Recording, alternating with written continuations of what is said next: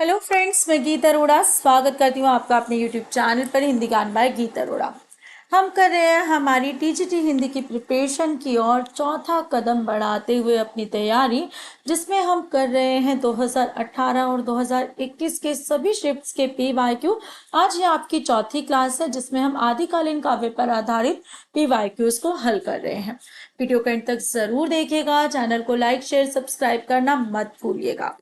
सबसे पहला प्रश्न है कि हिंदी के प्रथम महाकाव्य का क्या नाम है। तो हिंदी का प्रथम महाकाव्य और प्रथम कवि माना जाता है पृथ्वीराज रासो को, और इसके कवि हैं चंद्रबरदाई।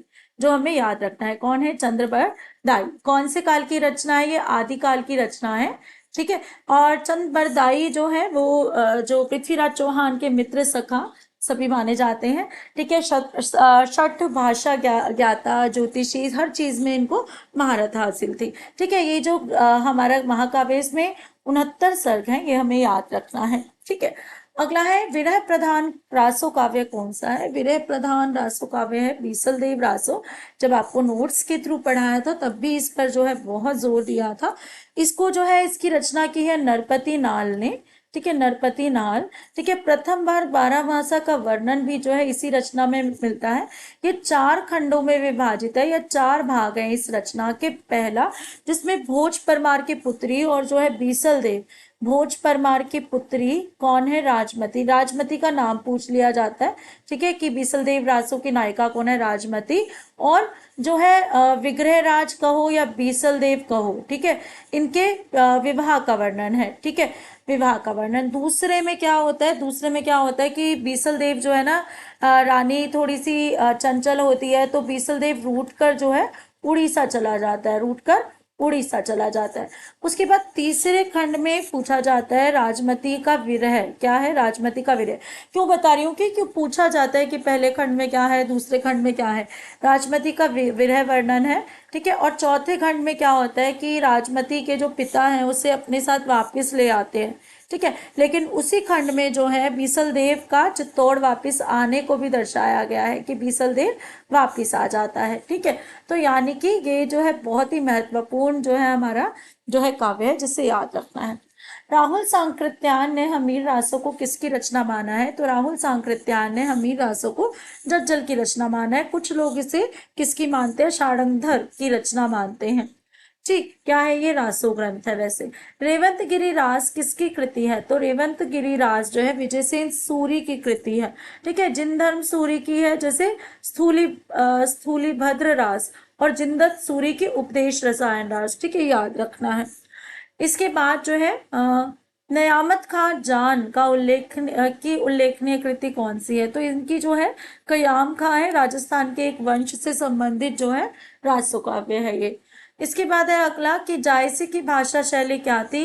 कल वाले PYQs में भी ऐसा ही एक प्रश्न आया था जिसमें जायसी की पंक्तियां दी हुई थी, जब मैंने बताया था कि ये दोहा चौपाई है। तो जायसी का जो ग्रंथ है पद्मावत है ना, वो अवधी भाषा में लिखा गया और उसमें दोहा चौपाई शैली का प्रयोग किया गया है। तो इसका जो सही विकल्प है ठेठ अवधी और दोहा चौपाई।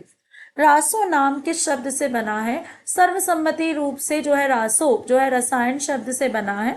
ठीक है। इसमें हजारी प्रसाद द्विवेदी का मत भी जो है वैसे माना जाता है। ये जो रसायन शब्द है ये रामचंद्र शुक्ल ने दिया है कि बीसल देव में कई बार जो है रसायन शब्द आया है, तो उसी के आधार पर उन्होंने रसायन शब्द से ही रासो की उत्पत्ति को माना है।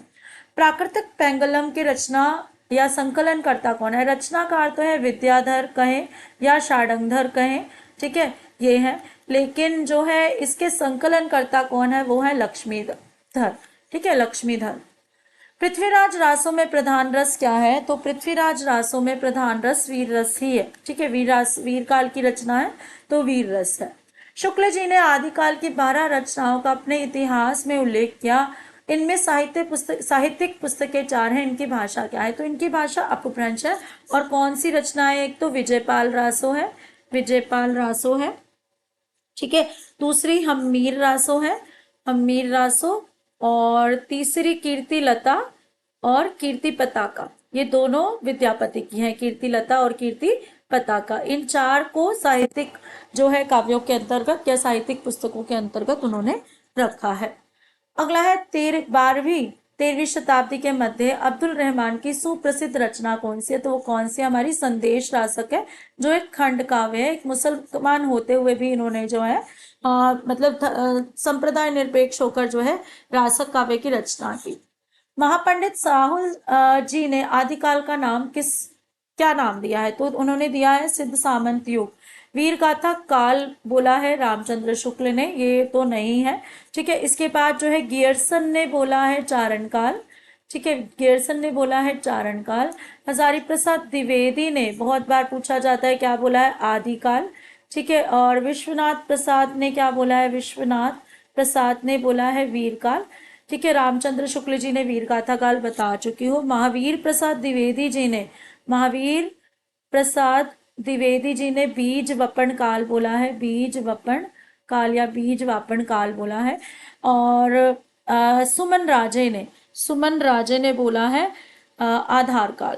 सुमन राजे ने बोला है आधार काल, ये याद रखना है। ठीक, अगला है यहाँ पर पृथ्वीराज रासो कितने पृष्ठों का ग्रंथ है? तो पृथ्वीराज रासो 2500 पृष्ठों का ग्रंथ है। पृथ्वीराज रासो में कितने समय या सर्ग हैं? तो अभी बताया था कि पृथ्वीराज रासो में जो है हमारे 69 सर्ग हैं, पहले ही बता चुकी हूँ। आदिकाल के किस कवि ने पहेलियां और मुकरियां लिखी हैं? तो आदिकालीन कवि अमीर खुसरो ने जो है पहेलियां मुकरियां लिखी है।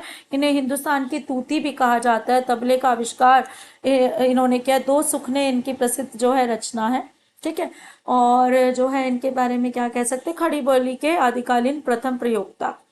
बीसलदेव रासो के रचयिता कौन है? बीसलदेव रासो के रचयिता नरपति नाल है। जगनीक किसके है? परमाल रासो के।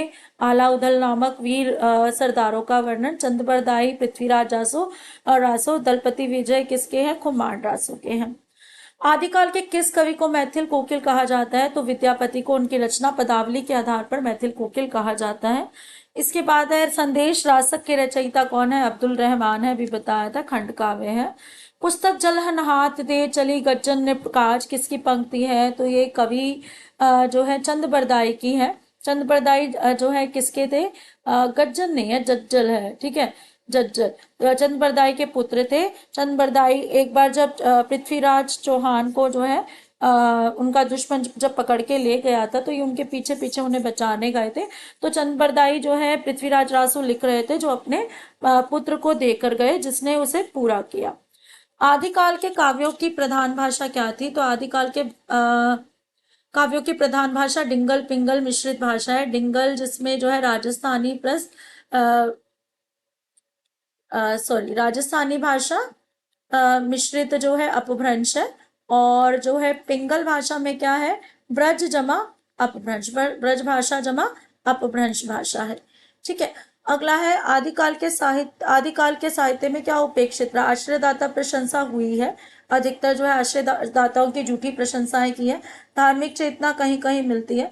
सामाजिक चेतना कहीं कहीं कह सकते हैं, लेकिन जो बिल्कुल उपेक्षित रहा वो क्या है? राष्ट्रीय चेतना।